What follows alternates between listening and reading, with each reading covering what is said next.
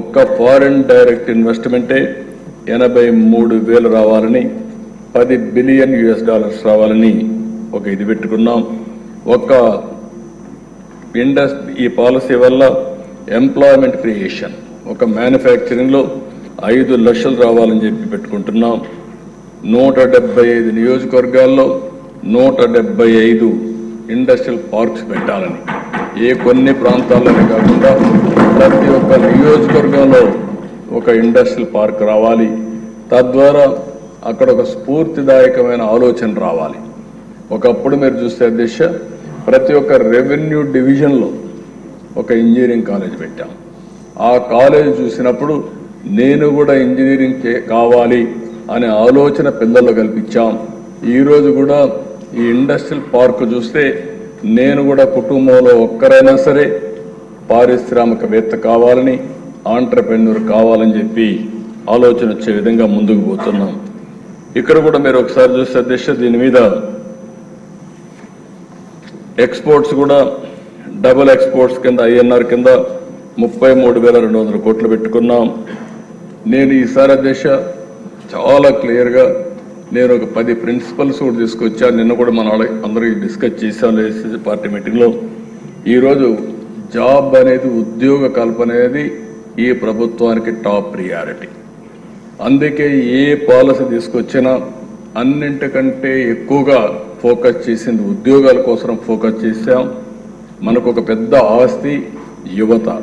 ఆ యువతకు కానీ ఉద్యోగాలు కల్పించగలిగితే బ్రహ్మాండమైన సంపద సృష్టించే శక్తి ఉంది. అలాంటి వాతావరణాన్ని క్రియేట్ చేయడం కోసం ఈ పాలసీలని తీసుకొచ్చాం.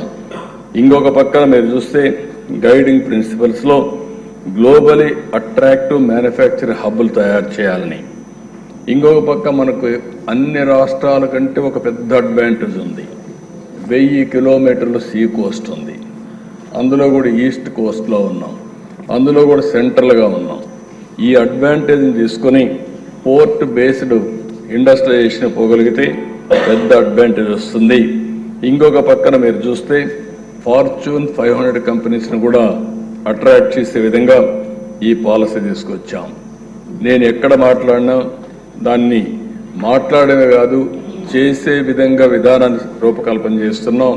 స్పీడ్ ఆఫ్ డూయింగ్ బిజినెస్, ఎంత తొందరగా క్లియరెన్స్ ఇవ్వగలుగుతాం, ఆటంకాలు లేకుండా బిజినెస్ ఏ విధంగా చేసుకుంటారు.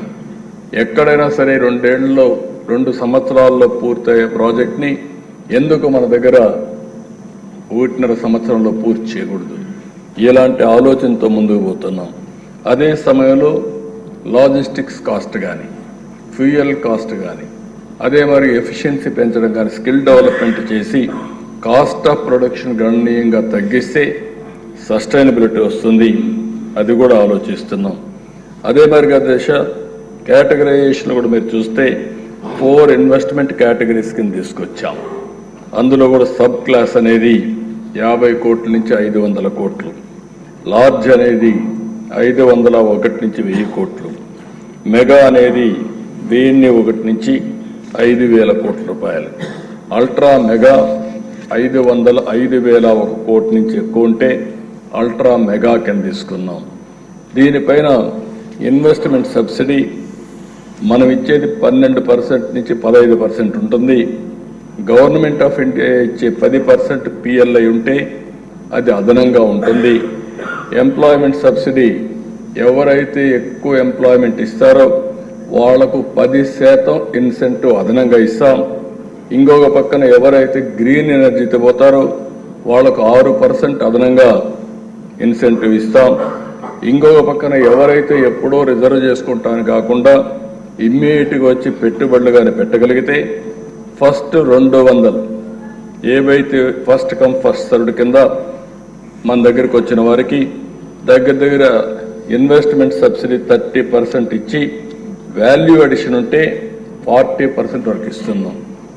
అంటే మామూలుగా వాల్యూ అడిషన్ లేకుండా ఉంటే దాన్ని తక్కువ వస్తుంది. ఒక ప్రోడక్ట్, ఒక రా మెటీరియల్ తయారు చేస్తే దాన్ని ఇంకొకరు నెక్స్ట్ ప్రోడక్ట్ తయారు చేయడానికి ఉపయోగించుకొని ఫైనల్ ప్రోడక్ట్ తీసుకురాగలిగితే అలాంటి వాళ్ళకి అదనంగా కూడా ఇన్సెంటివ్ ఇచ్చే విధానానికి శ్రీకారం చుట్టాం.